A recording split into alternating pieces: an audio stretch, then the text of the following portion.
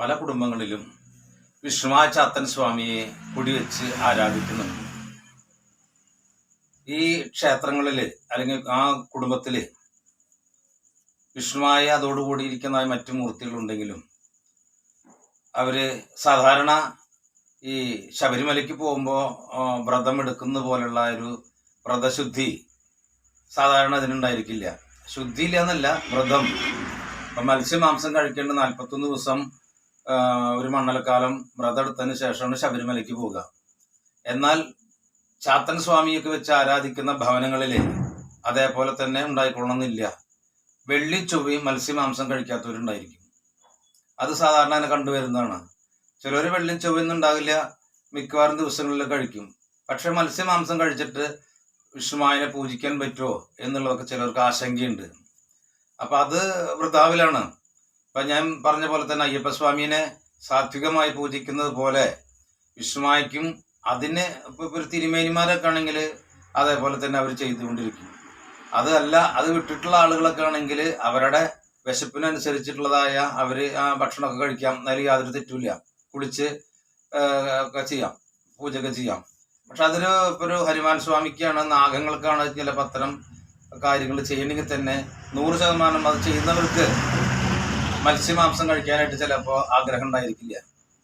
കഴിക്കുന്നവരുണ്ട്, അതുകൊണ്ട് പ്രശ്നമില്ല. പൂജിക്കുന്നവരുണ്ട്, കുളിച്ചിട്ട് കർമ്മങ്ങളൊക്കെ ചെയ്യുന്നവരൊക്കെ ഉണ്ട്, അതിലൊന്നും തെറ്റില്ല. പിന്നെ ഈ മാംസം വാങ്ങിക്കുമ്പോൾ പോത്തിന്റെ മാംസമാകരുതെന്ന് നിർബന്ധമുണ്ട്. പ്രത്യേകിച്ച് വിഷ്ണുമായുടെ അമ്പലങ്ങളുള്ളവരൊക്കെ അല്ലെങ്കിൽ ആ വിഷ്ണുമായനെ വെച്ച് പൂജിക്കുന്ന ആളുകളൊക്കെ ഈ പോത്തിന്റെ മാംസം കഴിക്കരുതെന്ന് നിർബന്ധമുള്ളതാണ്. കാരണം ഭഗവാന്റെ വാഹനമായ പോത്തിന്റെ അതിന്റെ മാംസം തന്നെ കഴിക്കുക എന്ന് പറഞ്ഞാൽ അത് വളരെ ഒരു വിഷമമുള്ള കാര്യമാണ്. അതുകൊണ്ട് പോത്തിന്റെ മാംസം പല വീടുകളിലേക്കും കയറ്റാറില്ല. ഇപ്പൊ അത് മാറി ചിലവർക്ക് അത് ഉണ്ടെങ്കിലേ കഴിക്കാൻ പറ്റുള്ളൂ, ഭക്ഷണം കഴിക്കാൻ പറ്റുള്ളൂ, അല്ലെങ്കിൽ സദ്യക്ക് അത് ഉണ്ടെങ്കിലേ കഴിയുള്ളൂ എന്നുള്ളൊരു നില വന്നു. പക്ഷെ പഴയ കാലത്ത് ആരും അങ്ങനെ അത് ചെയ്തിരുന്നില്ല. അതേപോലെ തന്നെ ചൊവ്വ വെള്ളി ദിവസങ്ങളിൽ വളരെയധികം വ്രതശുദ്ധിയോട് കൂടിയിട്ട് മത്സ്യമാംസങ്ങളൊന്നും വാങ്ങിക്കാതെ അവരങ്ങനെ ആചരിച്ചിരുന്നു. അതിന് അതിൻ്റെതായ ഉണ്ടായിരിക്കുക. അവർക്ക് മാനസികമായിട്ട് കുറെ ഉല്ലാസങ്ങൾ ഉണ്ടാവും. കാരണം എന്ന് പറഞ്ഞാൽ വെള്ളിയാഴ്ച ഉണ്ടെന്ന് നാളെ വാങ്ങിക്കാൻ പാടില്ല കേട്ടാ, നാളെ വെള്ളിയാഴ്ചയാണ് അല്ലെങ്കിൽ ചൊവ്വാഴ്ചയാണ്, മത്സ്യമാംസം വാങ്ങിക്കാൻ പാടില്ല. അപ്പൊ അത് ഇപ്പൊ ചൊവ്വാഴ്ചത്തെ ആണെങ്കിൽ അത് അവര് ഞായറാഴ്ച തന്നെ ചിലപ്പോൾ അത് അവസാനിപ്പിക്കും, തിങ്കളാഴ്ചക്ക് ചിലപ്പോൾ ഉണ്ടാകില്ല.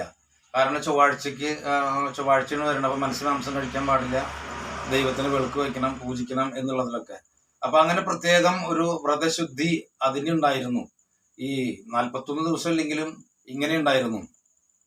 അപ്പൊ ഈ മത്സ്യമാംസം കഴിക്കുന്നതുകൊണ്ട് പ്രത്യേകിച്ച് അതൊരു വിരോധമില്ല. കാരണം ഈ വിഷ്ണുമായ ചാത്തൻ തന്നെ പറയുന്നുണ്ട്, അദ്ദേഹത്തിന് കോഴീനെ വെട്ടിയിട്ട് കർമ്മം കൊടുക്കും, അതേപോലെ ആടിനെ വെട്ടിയിട്ട് കർമ്മം കൊടുക്കും. പിന്നെ അതേപോലെ തന്നെ കോർമ്പ കുത്തിയിട്ടൊക്കെ ഈ വിഷ്ണുമായ്ക്ക് അതിന് കളത്തിൽ പറയുന്നുണ്ട്, ഭഗവാനെ കാഴ്ച വെക്കുന്നത് അല്ലെങ്കിൽ നിവേദിക്കുന്നതൊക്കെ പറയുന്നുണ്ട്. അപ്പൊ അതുകൊണ്ട് തന്നെ അതൊരു വിഷയമില്ലാത്തൊരു കാര്യമാണ്. പക്ഷെ മനസ്സിന്റെ ശുദ്ധി ഉണ്ടായിരിക്കണം, അതേപോലെ തന്നെ ശരീരശുദ്ധിയും. അപ്പൊ അത് ഭക്ഷണം കഴിച്ചു തലേദിവസം കഴിച്ചു അല്ലെങ്കിൽ കുളിച്ചിട്ട് അമ്പലത്തിൽ കിടക്കാന്ന് പറഞ്ഞ ഒരു വിഷയമുള്ള കേസല്ല. കാരണം കളങ്ങളൊക്കെ ഉണ്ടാകുമ്പോൾ അതേപോലെ തന്നെ ഈ ഭക്ഷണമൊക്കെ കഴിച്ചിട്ട് മത്സ്യം ഉണ്ടാവില്ല, കോഴീനെ ഒക്കെ കർമ്മം ചെയ്തിട്ടുള്ളതൊക്കെ കഴിച്ചിട്ട് ചിലപ്പോൾ തിരായതെടുക്കുക, തുള്ളാനൊക്കെ ഇരിക്കാം. അപ്പൊ അതുകൊണ്ട് പ്രശ്നമുള്ള ഒരു കേസല്ല. മറ്റേ പോത്തിൻ്റെതായ മാംസം ഭക്ഷിക്കുന്നത് തീർച്ചയായിട്ടും പറ്റില്ല.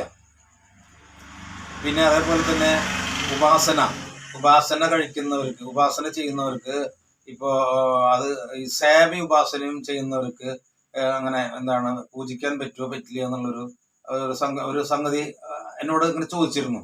അപ്പൊ അതില് സേവ എന്ന് പറയുമ്പോ അദ്ദേഹത്തിന് അല്ലെങ്കിൽ ഇപ്പൊ ഒരു 41 ഒരു ദിവസം ഒരു മണ്ഡലക്കാലം അല്ലെങ്കിൽ അതല്ലെങ്കിൽ ഒരു 3 മാസം 4 മാസം ഒരു 6 മാസമൊക്കെ കൃത്യമായിട്ട് ഭക്ഷണം പോലും കഴിക്കാണ്ട് ഒരു നേരമോ അല്ലെങ്കിൽ അരനേരമൊക്കെ ആക്കിയിട്ട് ഭക്ഷണം കഴിക്കാതൊക്കെ ഇരുന്നിട്ട് അദ്ദേഹത്തിനെ പ്രാർത്ഥിച്ച് ഇരുന്നിട്ട് അങ്ങനെ ചിലപ്പോൾ ആ കരുശക്തി അല്ലെങ്കിൽ ആ ഭഗവാന്റെ സാന്നിധ്യം ഉണ്ടാകുക.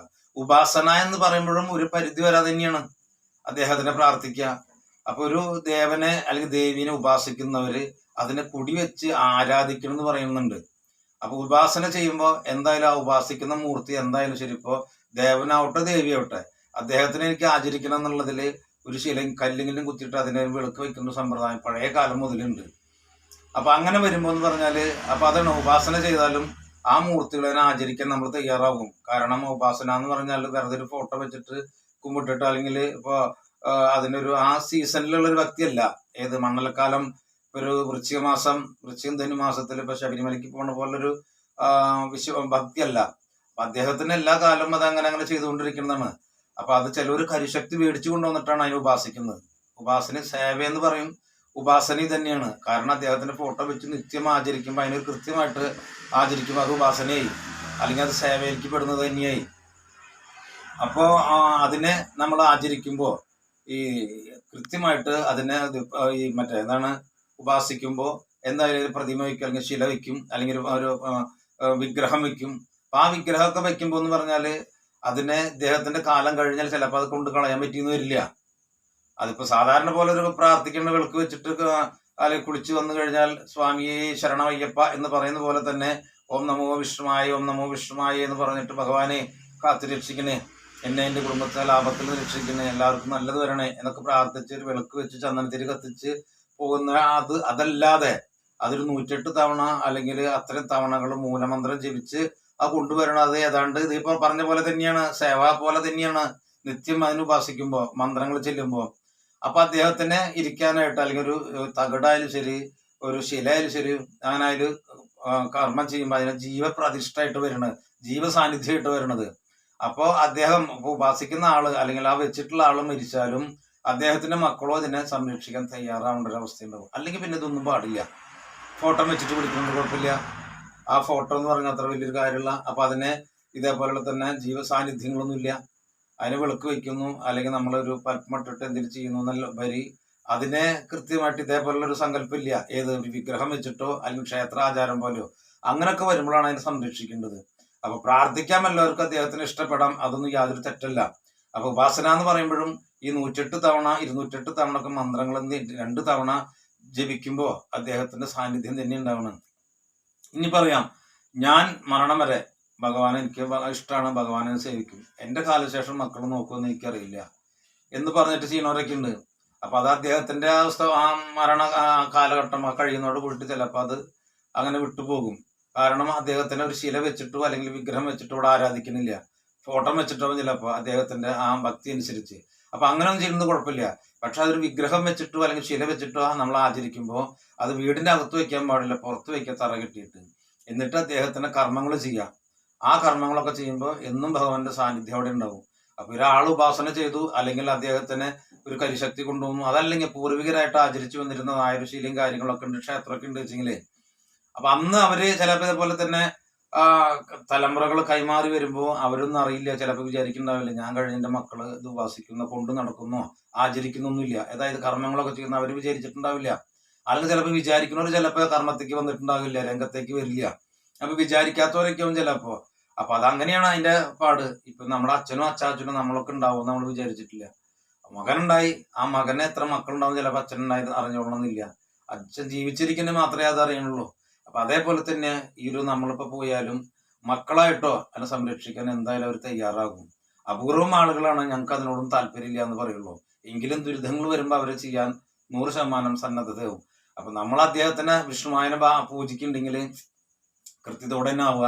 ഇതേപോലെ തന്നെ കുടുംബപരമായിട്ട് പൂർവികരായിട്ട് പ്രതിഷ്ഠയോ ശിലകളോ ഒന്നും ഇല്ലെങ്കിൽ അതിനെ ശ്രമിക്കേണ്ടിയിരിക്കുക നല്ലത്. കാരണം തുടർച്ചയായിട്ട് ഇപ്പൊ എന്റെ കാലത്ത് ഞാൻ കൊണ്ടുവന്നോടെ ഉപാസിച്ചു, അല്ലെങ്കിൽ അദ്ദേഹത്തിനെ കുടിവെച്ചു, കർമ്മങ്ങൾ ചെയ്തു, നിത്യം കാര്യങ്ങൾ ചെയ്തു, അല്ലെങ്കിൽ മാസത്തിൽ ചെയ്തു, വർഷത്തിലൊക്കെ ചെയ്തു.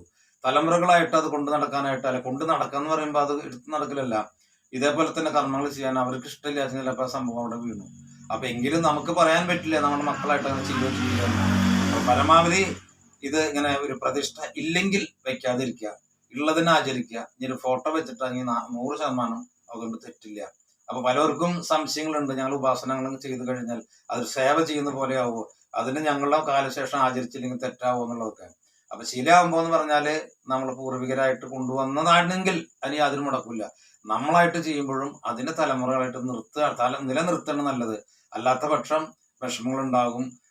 അത് ദുരിതങ്ങളാവണായിട്ട് മുന്നേ അതേപോലെ തന്നെ എവിടെന്ന് കൊണ്ടുവന്ന് വെച്ചെങ്കിൽ പോകുമെങ്കിൽ അത് അവിടേക്ക് തന്നെ കൊണ്ട് സമർപ്പിക്കുകയാണെങ്കിൽ കുറെ കുഴപ്പമില്ല. അല്ലെങ്കിൽ കുടുംബക്കാരൊക്കെ ആയിട്ട് അതിനെ കൃത്യമായിട്ട് ആചരിക്കുകയാണെങ്കിൽ എന്നും നമ്മുടെ രക്ഷകർത്താവായിട്ട് അദ്ദേഹം അവിടെ ഉണ്ടാകും, അതിൽ ആരും തെറ്റൂല.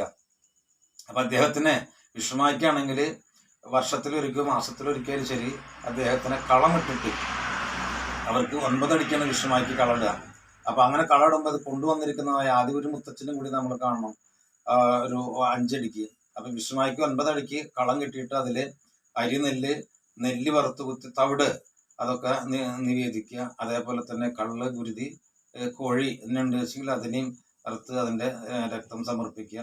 ശേഷം അത് വെച്ചിട്ടുള്ളതായ അതിന്റെ ഇറച്ചിയും കുറു അതേപോലെ തന്നെ കരള് ഇത്യാദികളൊക്കെ വെച്ച് നിവേദിക്കുക. അതൊക്കെ കുറച്ച് കഴിഞ്ഞാൽ വീട്ടുകാർക്ക് തന്നെ എടുക്കാം. അദ്ദേഹം അത് ഭക്ഷിക്കും എന്നുള്ളതാണ് നമ്മുടെ സങ്കല്പം. അത് കഴിഞ്ഞാൽ വീട്ടുകാർക്ക് തന്നെ എടുക്കാം. അപ്പൊ അതേപോലെ തന്നെയാണ് ഈ കർമ്മങ്ങൾ ചെയ്യുമ്പോൾ ആ കർമ്മങ്ങൾ ചെയ്ത് കഴിഞ്ഞാൽ കുറച്ച് കഴിഞ്ഞാൽ അതൊക്കെ എടുത്തു മാറ്റി അദ്ദേഹത്തിന് വൃത്തിയായിടുക. കർമ്മങ്ങളൊക്കെ ചെയ്തിട്ട് ഇപ്പൊ തറയമൊക്കെ കളയിട്ടു, കോഴീനറുത്തു, അത് അങ്ങനെ ഇട്ടിട്ട് അങ്ങനെ തൊഴുതു പോവാണ്. പിന്നെ ചിലപ്പോൾ പിറ്റേ ദിവസം വന്നിട്ട് എടുക്കുന്നവരൊക്കെ ഉണ്ടാവും. ആകെ കുഴിച്ചവരെയും ഈ മലരും അതൊക്കെ ആയിട്ട് ആകെ തറയമൊക്കെ ആയിട്ട് കാക്കകളൊക്കെ വന്നിട്ട് വളരെയധികം അശുദ്ധിയാക്കുന്നൊരു സംഭവം ഉണ്ടാവും. അപ്പൊ കർമ്മങ്ങൾ എപ്പോൾ കഴിഞ്ഞാലും അതൊരു 5-10 മിനിറ്റ് കഴിഞ്ഞാൽ അതൊക്കെ വാരിക്കളഞ്ഞ് കഴുകി വൃത്തിയാക്കുക. ഭഗവാനെ എന്നിട്ട് പറഞ്ഞ പോലെ തന്നെ ആചരിക്കുക. അപ്പൊ ഇങ്ങനെയൊക്കെ ആചരിക്കുന്നതായ എല്ലാവർക്കും ഭഗവാന്റെ അനുഗ്രഹം ഉണ്ടാകും. സത്യസന്ധമായിട്ടുള്ള രൂപത്തിൽ അദ്ദേഹത്തിന് ആചരിക്കുക.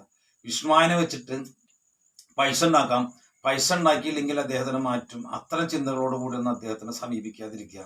നല്ല ഉദ്ദേശത്തോടു കൂടിയിട്ട് മാത്രം വിഷ്ണുവായ എന്ന് പറയുന്ന ദൈവമാണ്, ആ ദൈവത്തിനെ ആചരിക്കുക. അത് നമുക്ക് കിട്ടിക്കഴിഞ്ഞ് ലോട്ടറി അദ്ദേഹത്തിന് കൊണ്ടുവന്ന ലോട്ടറി അടിക്കും, അല്ലെങ്കിൽ വലിയ ഫണ്ട് കിട്ടും, അല്ലെങ്കിൽ കുറി കിട്ടും, അത്ര സങ്കല്പത്തോടു കൂടി സാമ്പത്തിക ഉയർച്ചയ്ക്ക് വേണ്ടി ലാക്കായിട്ട് ഒരിക്കലും അദ്ദേഹത്തിനെ കൊണ്ടുവരരുത്. കാരണം അവര് സാമ്പത്തികത്തിന് വേണ്ടി മാത്രമുള്ള ഒരു ചികിത്സ പോലെ ഉണ്ടാവുക, പ്രാർത്ഥന ഉണ്ടാവുക. അത് ഉദ്ദേശിച്ച പോലെ നടന്നില്ല വെച്ചാൽ അവർ ഇതിനെ വെറുക്കപ്പെടുന്ന ഒരു അവസ്ഥ ഉണ്ടാവുക. അപ്പൊ അതുകൊണ്ട് ഭഗവാനെ ഒരു ദൈവമായിട്ട് സങ്കല്പിക്കുക, ദൈവമായിട്ട് ആചരിക്കുക. അപ്പൊ അങ്ങനെ നിത്യം ആചരിക്കുമ്പോൾ അദ്ദേഹത്തിന്റെ കരുണകടാക്ഷങ്ങളെ കൊണ്ട് നമുക്ക് എന്തെങ്കിലും ഉണ്ടാക്കി തരണം എന്നുണ്ടെങ്കിൽ അത് അദ്ദേഹം നമ്മൾ ചോദിക്കാതെ തന്നെ നമുക്ക് ഓരോന്നായിട്ട് തരും. അപ്പൊ ഈ അറിവ് നിങ്ങൾക്ക് ഇഷ്ടമായെങ്കിൽ ലൈക്ക് ചെയ്യുക, ഷെയർ ചെയ്യുക, സബ്സ്ക്രൈബ് ചെയ്യുക. നന്ദി, നമസ്കാരം.